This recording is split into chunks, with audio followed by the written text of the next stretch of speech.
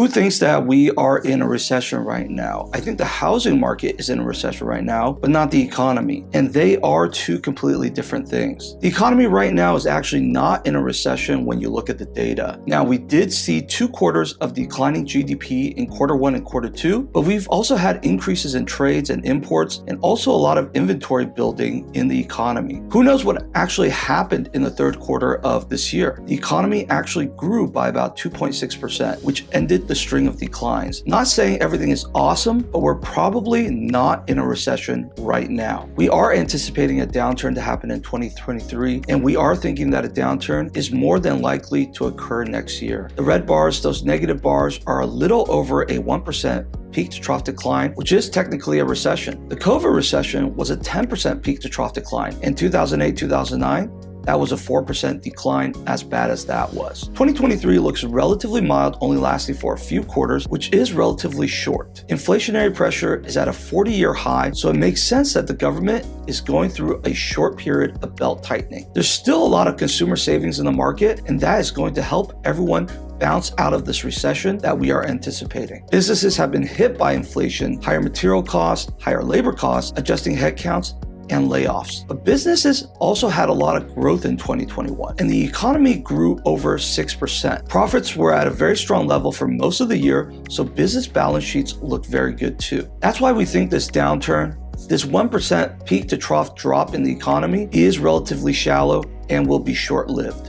Another reason why the economy is not in a recession right now is the unemployment rate is very low at 3.5%. And if you trace that back over the past 50 years, it's very rare to see it as low as it is today. And this is a big reason we are seeing inflationary pressures. We hear this from a lot of people about the tightness in the labor market. Everyone is saying that it is really hard to find workers. Even 2 years after the pandemic, it's really hard to attract and even harder to retain workers. And that is causing wage pressures, which is adding to inflation. There are still a lot of consumers and businesses that are still in the positive. A lot of people out there spending, a lot of demand, people taking vacations, people spending money. This graph shows the leading economic index. This index tells you about the next 6 to 8 months, and we see a trend decline over the past 5 months. The consumer is a big part of the economy, and we do see consumer sentiment around recession levels, but consumers are still out there spending. But the psychology of the consumer is down. In the bottom right, you see an increase of sentiment, which was also due to the decline in gas prices. Gas and oil prices affect the consumer because what does everyone see at every street corner? Gas prices. And when they keep going up, you can internally gauge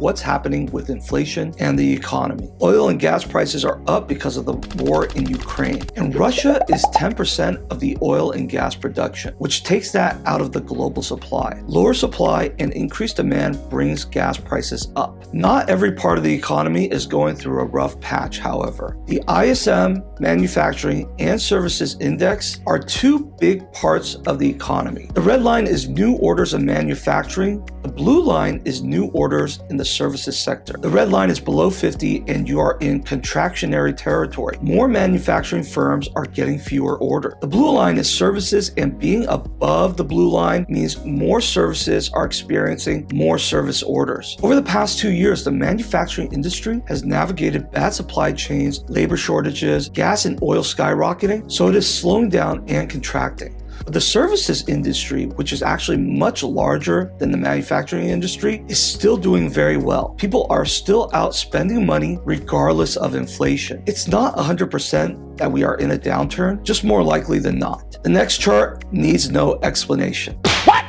Just kidding. The red line is income after adjusting for inflation, and the red line in the negative means negative growth. Incomes are growing, but prices are growing even faster. We've been in a negative now for the past 12 to 18 months with incomes not keeping up with inflation. That is a problem for an economy that is driven by the consumer. Good news is that the blue line, consumer spending adjusted for inflation, is slowing down, but still in positive territory. Consumers have been resilient to inflationary pressures, but there is only so long the consumers can go on like this. If prices keep going up faster than incomes, then the consumers will eventually start tightening their belts as well. And consumers are 70% of the economy. Why is the blue line still positive? why are we already not in a recession? It's because of the purple bars behind the red and blue lines. That is the national savings rate, which has been at super high levels over the pandemic, and this has led to an accumulation of savings in the economy. This is what we mean when we say that consumers are in really great shape, and household balance sheets are also very good. 1.3 trillion in excess savings, which is now dropping because of inflation. People have started to dip into their savings increasingly, but overall, these savings will support the economy and consumer spending and will lift the economy into growth territory in 2024. Accumulation of money saved from lower transportation costs from hybrid or work from home, canceled weddings and events, and all the fiscal stimuluses that we have had, like frozen student loan payments, child tax credits, all of the measures taken on the fiscal side to help out people during the pandemic. And as a result of that, a lot of people have been saving up money. We're getting back to trends before the pandemic. Look at revolving consumer credit, which isn't only credit cards, but all types of loans like auto loans as well. A lot of news only zooms in on the 2020 and 2021 trend, but if you zoom out and see what was happening before the pandemic, you see we are just getting back to where we were. To me,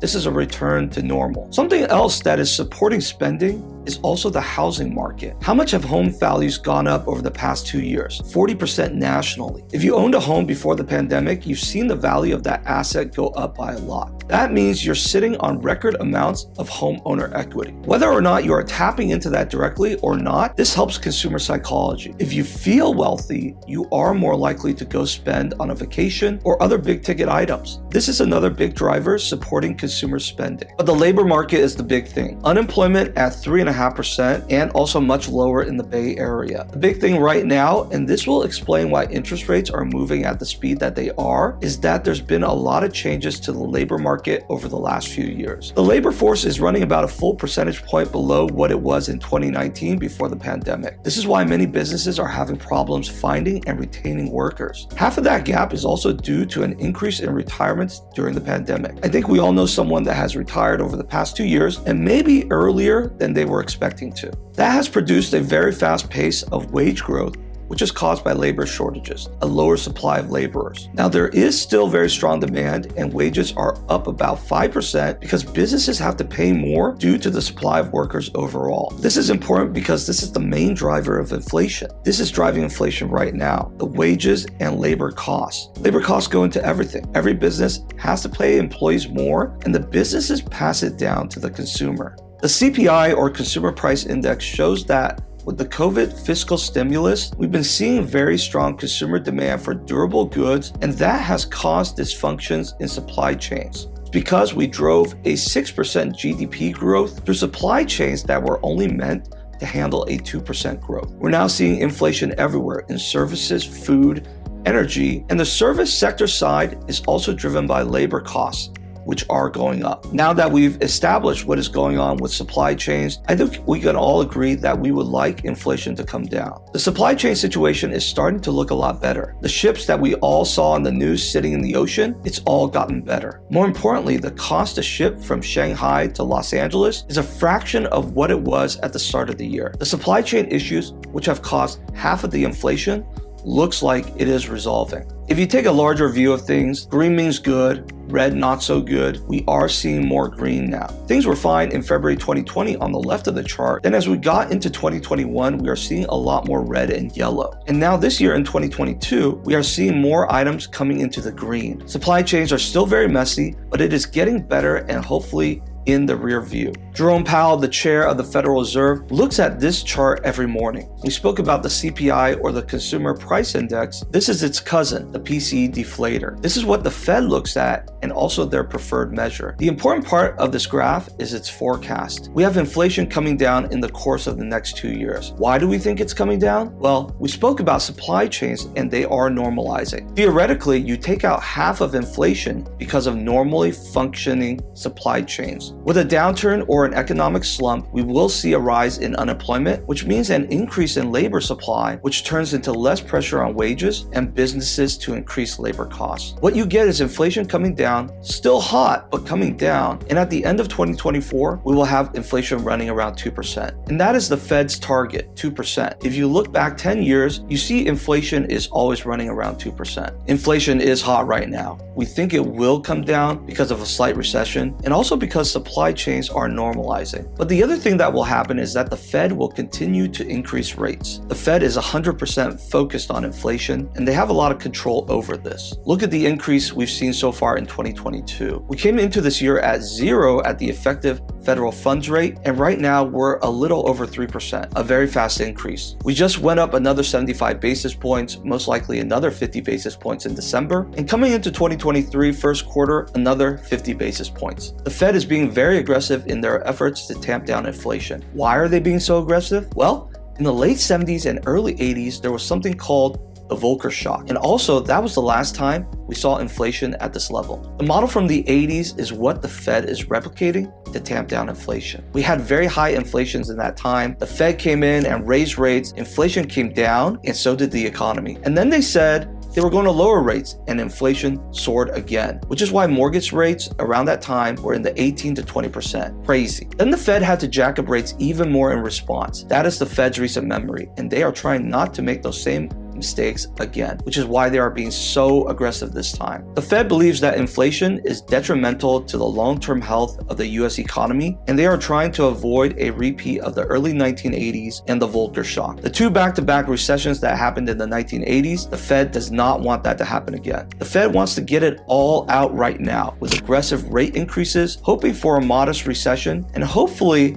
that takes care of inflation. There is some cause for optimism in this chart. In the back half of 2023 and 2024, the Fed starts cutting rates because we had a recession and unemployment is rising. The Fed is not going to sit on their hands and let the economy tailspin into a severe recession, especially because consumers and businesses are still looking very healthy. In 24, because supply chains are normalizing, unemployment is rising, labor costs are already looking like they are coming down, and we continue that path. So now the Fed says, okay, we're up at 5%, which is restrictive in terms of monetary policy, and it's breaking or slowing the economy down. So then they'll bring rates back to a neutral level around 2.5%. And if that happens, mortgage rates are also likely to come down. I know it sounds crazy that the Fed is going to raise interest rates by another 175 basis points, but does that mean mortgage rates are going to rise by 175 basis points? No, because mortgage rates follow the 10-year Treasury yield, and that already takes into account the future monetary policy and market expectations of the increase in basis points. One of the things that we've been seeing in the housing market, all the slowdown that we've seen this year, it's almost entirely rate driven. We actually saw activity stabilize late July and early August when rates went from 6% to 5%. So even at 5%, there was still a lot of buying happening. I look at this graph at mortgage rates, and it's hard to say we're at the peak of anything right now because there's so much uncertainty, but it looks like interest rates don't go much higher. So if mortgage rates come down even a little bit, the strong demand for homes that we're seeing is probably going to lift the market. It's the rates, it's affordability. Home values were up 40% over the past 2 years. And add on to that, 400 basis points on mortgage rates, and mortgage payments as a percent of income has skyrocketed. It's affordability, driven by the higher rates, that is the issue at hand, and why things are slowing down in the housing market. If you take a look at home prices relative to income, yes, incomes have gone up, but home prices have gone up way faster. You can't outsave appreciation in the Bay Area. We're all looking at 2008 and wondering if we will have as sharp of a decline in home prices, and it probably will not happen. Home prices are softening nationally on a year-to-year basis. At one point, we were at 20%, and we're now at 10% or a little below. On a monthly basis, we are seeing declines. If we zoom all the way to the right, we see the deceleration of prices. That doesn't mean home price averages are going to go below what they were in 2021, but we are starting to see that homes that are selling for lower prices. A lot of the markets that really blew up the fastest over the past 2 years are seeing the fastest deceleration. This is a national story. The bonanza that happened, Detroit, Minneapolis, Areas where the economy were lagging behind also saw very strong price gains. The biggest reason why is the tightening of the supply of homes. And has it gotten better since demand has slowed down? Not really. Nationally, 85% of homeowners have a mortgage rate of under 5%. So if rates go above that, it doesn't make a lot of economic sense to sell your home at this time. Either wait out the cycle, or if you have to move, you can rent it out. So even though inventory has gone up a little bit, if you go back in time, it is still very low. We're coming out of a seller's market that we probably won't see again. Inventory is still very low, and there's not much relief from new construction. Look at the blue line for single-family home building compared to where it was in the 2000s. Even the strong levels of activity this year still really didn't get us back to the levels we should have been at. But look at the red line. That's multifamily construction and apartment construction. Look at how high of a pace it is running right now. That's why anywhere you drive in any part of the country, you still see apartments being constructed. Yes, it is the unaffordability on the single-family home side that strengthens the multifamily side, as a lot of people will be renting. We're running at a very high level of multifamily construction. So why is this not 2007? Well, back then we had much more riskier loan underwriting. Now it is much more conservative. Take a look at the amount of subprime loans made after 2009. It's at around 10% of loans, which is very low. In the early 2000s, it was at a very high level, almost 25%. Back in 2008, people were also lying on their loan applications knowingly, and banks were giving out bad loans knowingly. Since then, rules have been enacted to prevent this, and we're not going to see 2008 again. During the pandemic, we saw that subprime loans were even less, around 5%. We're also undergoing a big demographic shift in America. We have a lot of baby boomers in the dark purple and a lot of younger millennials in the lighter purple coming into their home buying age. The black line is the average age of first-time home buyers. I would argue that we haven't even seen the full force of the younger people getting to their home buying years yet. We haven't seen them come into the housing market yet, but we are starting to see it. Right now, there are more 25 to 35-year-olds in this country than at any point in our nation's history, even at the peak of the baby boomers in the 80s. This will be coming through the housing market over the next 5 years. Don't ask me what happens after 5 years, but over the next 5 years, this is what will be supporting housing demand. 7% mortgage rates will take time to adjust to, but mortgage rates can also come down. On the commercial side, what is driving a lot of the big increases in demand is related to the red line at the top of the chart, which is the office vacancy rate. So that is saying that over the past few years, the percent of vacant office space has gone from 9% to a little over 12% and heading higher. We've seen the rise of remote work. That rise increases demand for single-family homes and your own workspace. I don't think remote work is going anywhere anytime soon, and most likely a lot of workplaces will have a hybrid model. The office market looks like it is declining, and that increases the demand for homes, which have not been building enough of. And there's still very low supply in the resale market. More people in general have been looking for their home office workspace and space for activities. That explains a lot of what has happened with home prices over the past 2 years. There have been 2 studies done that showed that half of the 40% increase of home prices was due to remote work. Is remote work going anywhere? Probably not, and that demand will still be there. That demand is also showing up in the apartment market now. Look at the blue line, the apartment vacancy rate. It's a very low level, which shows strong levels of household formation. If you can't buy a home, you have to rent, and that's why vacancy rates are low. That is a new demographic tide coming through. That's why rental rates have gone up so much these past 2 years, but now have come down a little as well. Again, inflationary and a high rate environment has affected rental rates and brought them down as well, because that changes household formation. More people have moved back in with their parents, looked for roommates, or looked for smaller units, so that is having an impact. This map shows the amount of jobs that have been recovered since the pandemic started. In Florida, 133% of jobs recovered, Texas 142%, New York, 84%. A regional thing is happening. The Southeast in general has seen a much faster recovery from the pandemic compared to the Northeast and West Coast. In California, we're at 99%, but there have been regional variations. The reason is the Southeast economies really went full steam ahead during the pandemic, reopening their economies quicker and saw more job growth faster than other parts of the country. Now, we're seeing faster gains in areas that were more cautious in the pandemic, in areas like California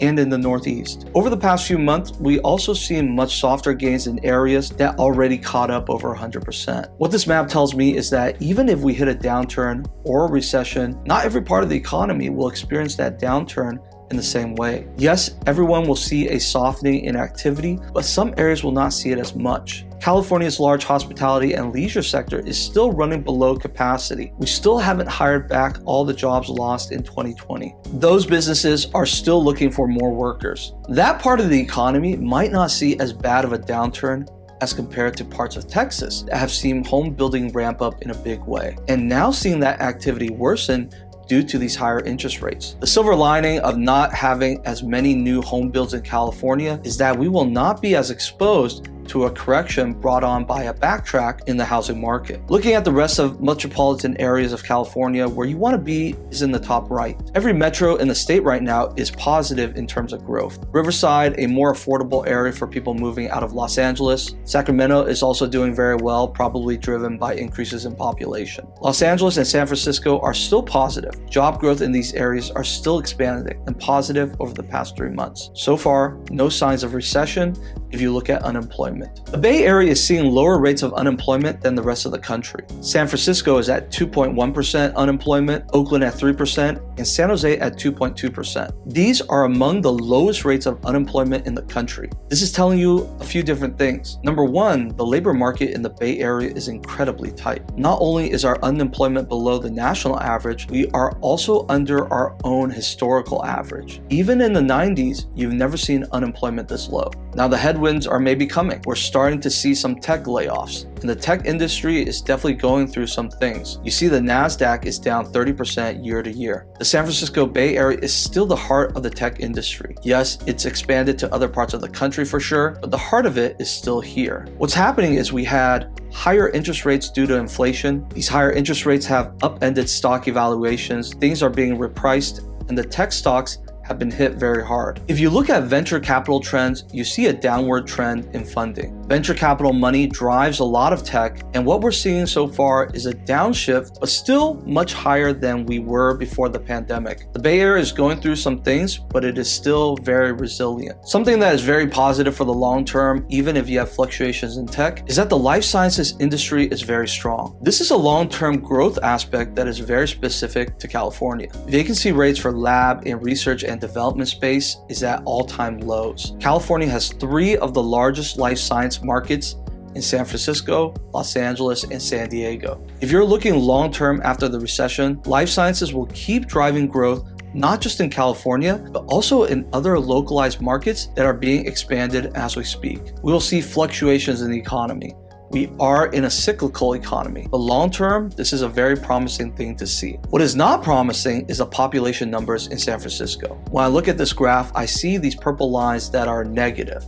That is net migration, people leaving the Bay Area. Now, the Bay Area has always seen more people leave than they have coming in. So this is not a new phenomenon. But in 2021, there was a very sharp contraction with the rise of remote work. People are leaving, but I think people are coming back actually. Because yes, remote work is here to stay, but I think we're all going to be going back to offices more than we think. What you're seeing in the housing market is that the cities that benefited most from this California exodus, places like Boise, Denver, Phoenix, those housing markets are actually getting hit the hardest, in part because those remote workers appear to be going back to where they came from, California essentially. I think that this number was pretty high in 2021 and will probably come down in 2022. When I say that there hasn't been a lot of home construction in San Francisco, this is what I'm talking about. The blue line is single-family home permits, and the purple line above it is multifamily permits, that large hump. A lot of multifamily permits, and the blue single-family line is not even back to where it was in the 2000s. Essentially, very little new construction. This needs to be dealt with to increase inventory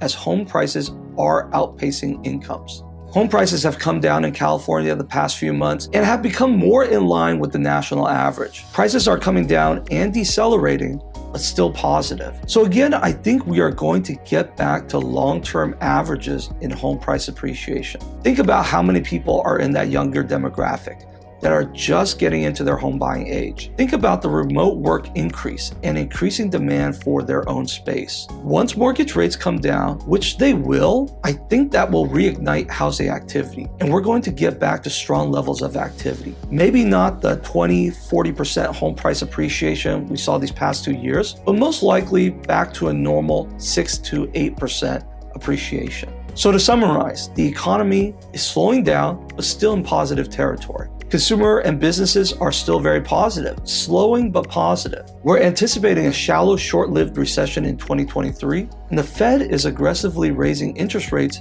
in response to inflation, the likes that we have not seen for years, and will continue until inflation comes down. Once the Fed believes that inflation is on a downward trajectory, they will likely pivot to less restrictive monetary policy, and that means lower interest rates.